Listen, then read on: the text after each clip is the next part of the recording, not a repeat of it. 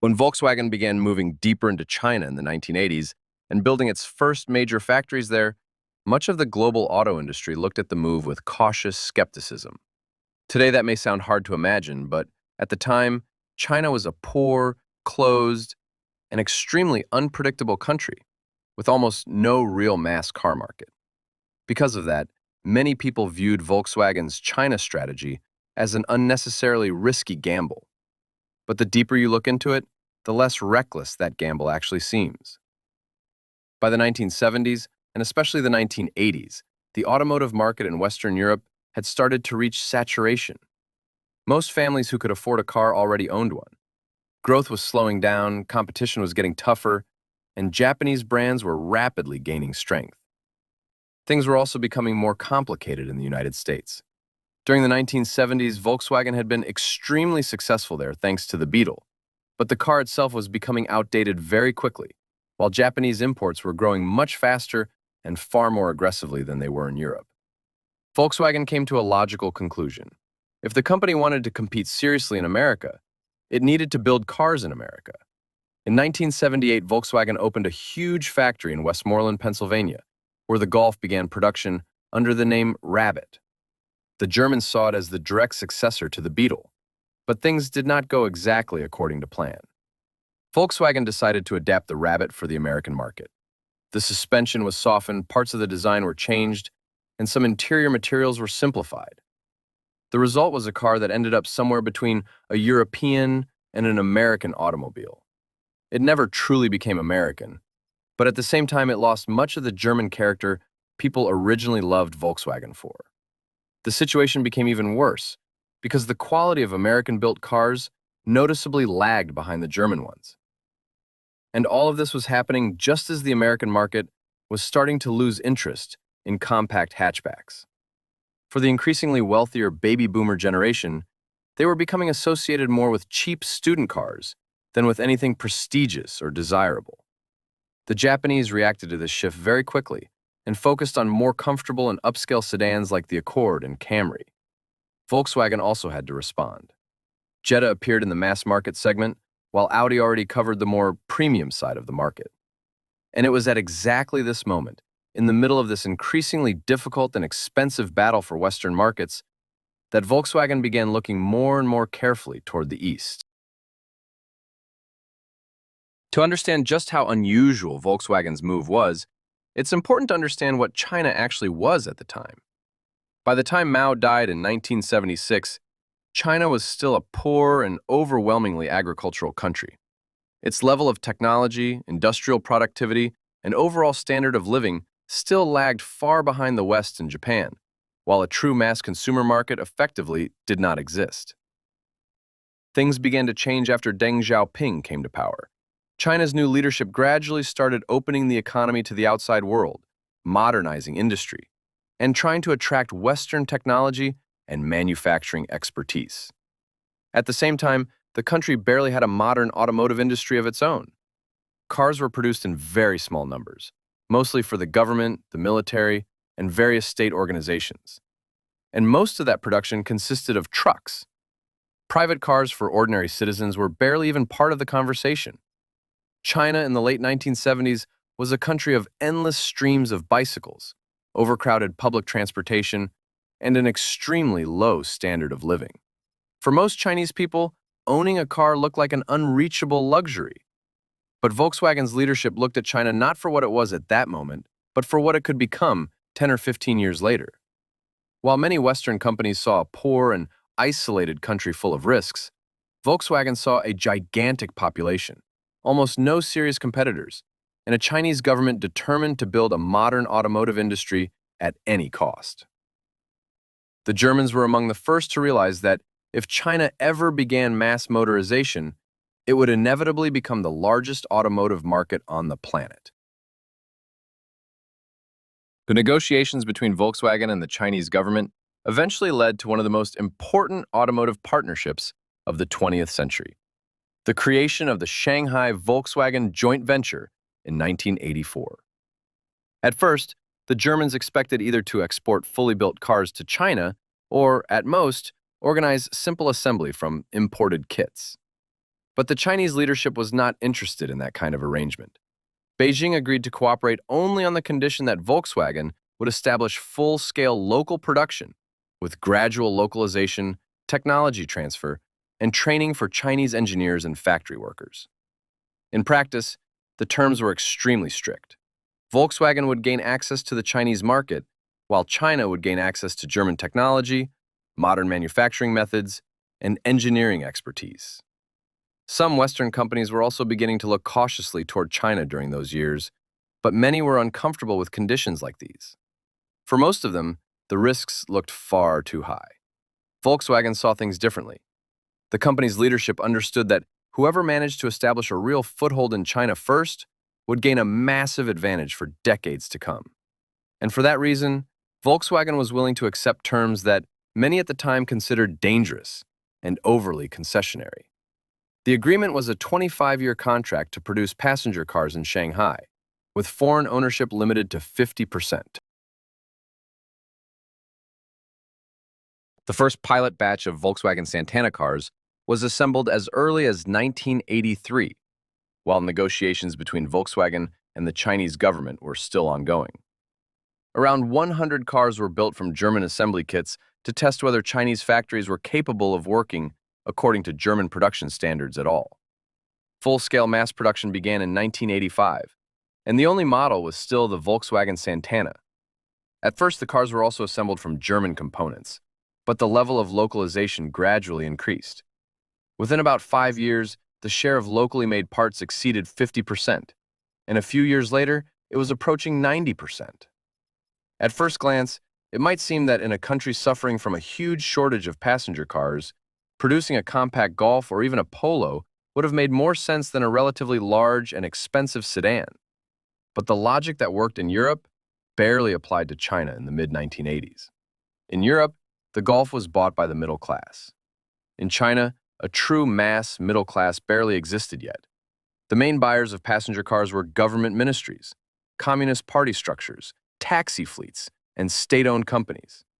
What they needed was a large, practical, and prestigious car suitable for constant use and transporting officials. Theoretically, the Passat itself could have filled that role, but the Chinese side considered its five-door body style too unusual. In many Asian countries at the time, a traditional sedan was seen as a real car, while hatchbacks were associated with cheaper and more basic vehicles. That is exactly why the Santana turned out to be almost the perfect car for China. A fairly ordinary and conservative Volkswagen model unexpectedly matched Chinese realities perfectly. Production volumes at first were relatively modest. During the first full year, output amounted to only a few thousand cars. But by September 1986, the 10,000th Santana had already rolled off the assembly line. As originally planned, the government became the main customer. The new cars were delivered in large numbers to ministries, party organizations, state-owned enterprises, and taxi fleets. By the end of the 1980s, the Santana had started turning into one of the symbols of Chinese cities. In the 1990s, thousands of identical sedans worked as taxis across the country, and for millions of Chinese people, the Santana became the first modern car they regularly saw on the streets. But for most of the population, the Santana itself remained an unattainable luxury for many years. For the average Chinese citizen, the only real chance to ride in one was either as a passenger in a government car or in the back seat of a taxi. But everything began to change in the early 1990s, when China's economy started growing at an incredible pace. Private companies appeared, cities expanded rapidly, and an urban middle class slowly began to emerge. More and more people started thinking not only about bicycles or public transportation, but about owning a car of their own. And it was at exactly this moment that the Santana gradually stopped being purely a government vehicle and began turning into the car of the new Chinese urban family. Production volumes increased dramatically. In 1990, Shanghai Volkswagen produced around 19,000 cars. By 1993, annual output had already surpassed 100,000 vehicles. But it quickly became clear that the market could no longer be satisfied by the Santana alone. Even after localization, it still remained a relatively expensive and prestigious car. For China's young middle class in the early 1990s, the Santana still looked more like a dream car than a realistic first purchase. Once it became obvious that the market was growing much faster than originally expected, Volkswagen created a second joint venture, this time with the state-owned giant FAW Group. Interestingly, even before FAW Volkswagen was officially established, Chinese versions of the Audi 100 were already being assembled there. The car impressed the Chinese leadership so much that it quickly became the unofficial transportation of senior government officials. Then, in 1991, FAW Volkswagen began production of the Jetta, and just like the Santana before it, the Jetta matched the expectations of the market perfectly. It was cheaper, more compact, and more economical, while still remaining a proper sedan rather than a hatchback. And for China in the early 1990s, that detail mattered enormously. Demand for the Jetta was massive from the very beginning and continued growing together with the entire Chinese automotive market. And it was at this moment that Volkswagen's strategy finally proved just how far-sighted it had been. While many Western manufacturers were still cautiously observing China from the outside, Volkswagen had already become deeply integrated into the country's automotive industry and had effectively turned into China's main foreign automaker. For millions of Chinese people, Volkswagen became synonymous with the modern automobile itself throughout the 1990s. Today, just like in Europe and the United States decades earlier, there is a simple and logical rule in the auto industry. If a market is growing, manufacturers need to bring in their newest models as quickly as possible. But in China, that strategy did not work for a very long time. What felt like an ordinary car purchase for a European customer was, for many Chinese buyers at the time, a once-in-a-lifetime event. That is exactly why Volkswagen decided not to rush into replacing its older models with newer and more expensive cars. Instead, the company continued improving the existing Santana and Jetta, both of which still enjoyed enormous demand, especially since the development and production costs had already paid for themselves long ago, meaning the cars were now generating almost pure profit. And while China's economy grew rapidly during the 1990s, the 2000s turned into a full-scale economic explosion. Naturally, that also created a wealthier and more demanding customer base. Interest in comfort, status, and more modern vehicles than the Santana and Jetta continued growing quickly. So while the older models still remained in production, Volkswagen began actively introducing the Passat and Bora to the Chinese market, and later even developed the Volkswagen Levita specifically for China. In simple terms, the strategy worked like this. The older models continued dominating the mass market, while the newer ones gradually moved the brand further upmarket. The Volkswagen Jetta and Santana remained in production all the way until 2013, with both models receiving 3 major updates over the years. Combined production totaled around 10 million vehicles. But the names themselves never disappeared. They were simply too recognizable and carried too much reputation in the Chinese market.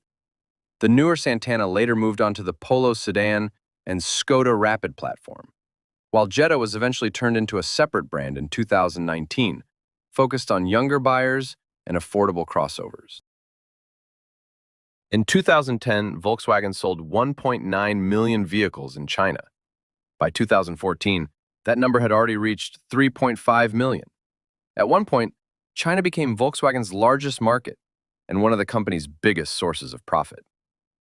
But while Volkswagen was dominating the market and earning billions, a new serious competitor was slowly emerging inside China itself. And it was not European or Japanese automakers. It was the Chinese auto industry, which slowly but steadily had been learning, and in many ways, it had learned directly from Volkswagen itself. In 2020, Volkswagen began losing ground in China for the first time. No, this was still far from a collapse. Volkswagen remained one of the country's largest automakers. But the era of almost unquestioned dominance was over. Chinese brands began strengthening themselves at an incredible pace, especially in electric vehicles. They updated models faster, understood the local market better, and proved significantly stronger in digital technologies and EV development. But even despite all of that, Volkswagen's story in China can still be seen as one of the riskiest, and at the same time, one of the most successful strategic projects in the history of the global automotive industry.